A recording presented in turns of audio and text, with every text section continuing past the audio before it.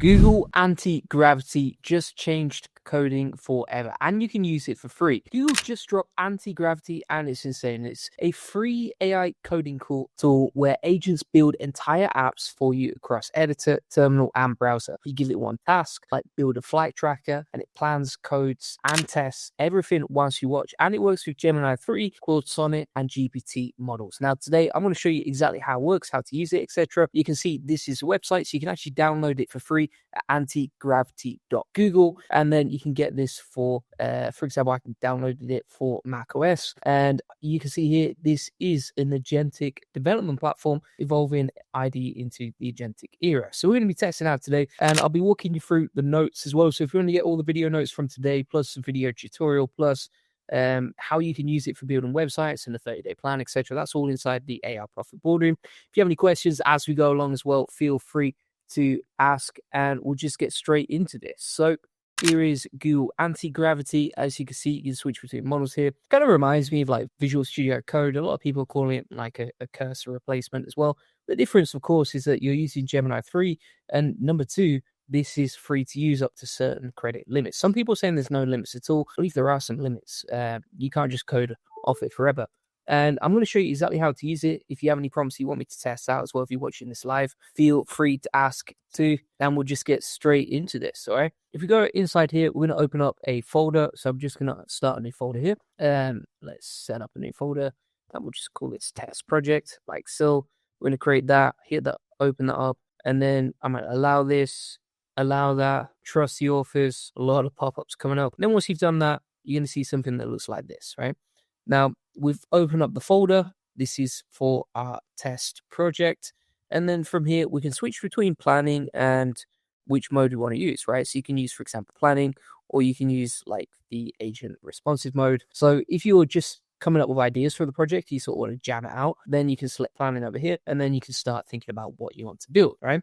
So let's say, for example, I want to create a AI SEO content creator. The sleek, modern, and interesting. We'll head into like so. We're going to use Gemini 3 High for this, and now you can see it's thinking, right? So it's coming up with this checklist for the whole project. It's like, right, here's the project setup.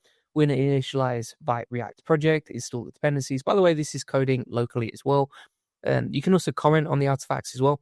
So you can actually comment on different parts here and then speak with the AI agent that's coding out for you.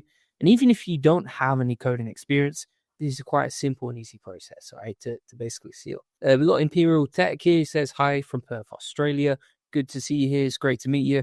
We're going to keep going through now. Now, we've got the core UI implementation, logic and functionality, verification and polish. So basically what this has done is like planned out the whole process for us.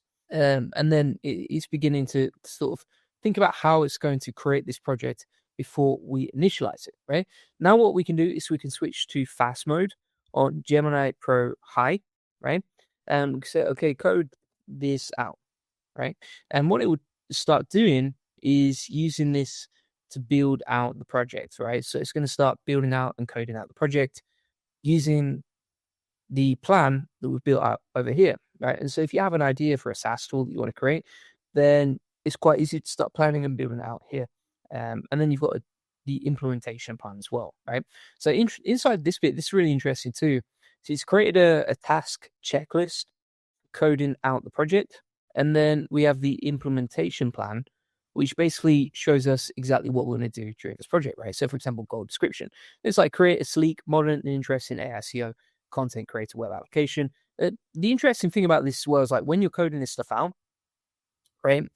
You can see that basically you just give it very minimal prompting and it understands what you're doing and what you're trying to create, right?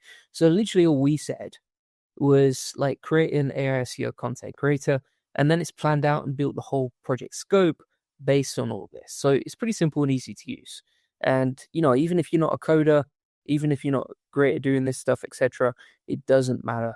You don't need to be, right? You can easily start using this and you don't need to worry about any of this stuff, right? So we're going to wait for that to load, and that's beginning to code out the project. Then we're going to accept the command inputs on the right-hand side here. I think we can actually set the settings so they automatically implements all this stuff, right? So we can click on Turbo, for example, review policy. I can change to always proceed. Then we've got some advanced settings here. I'm just going to go with that, and that should just auto run without me now, which is pretty nice too. Now, whilst waiting for that to code out too, what we can do is click on extensions. And you can see all these different extensions that you can actually add into your project. So, for example, you've got like Client, Composer, Debugger, Extension Pack for Java. You've got Go, all these different options for extensions.